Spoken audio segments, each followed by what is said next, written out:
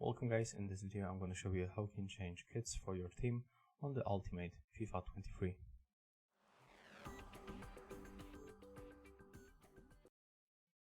Okay, so the first we have to focus on these 3 tabs that we can find in this place.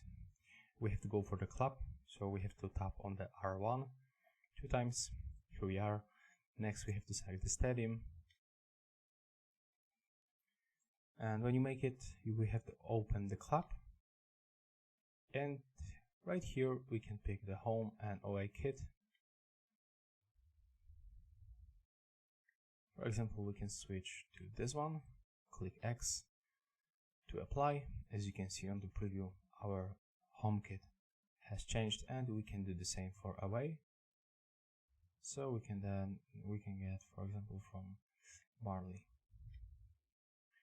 Click S and click X to confirm, then just go back, and as you can see our kits has changed. And yeah, that's how it looks on the FIFA Ultimate Team 23. If you find this video helpful, remember to leave a like, comment and subscribe.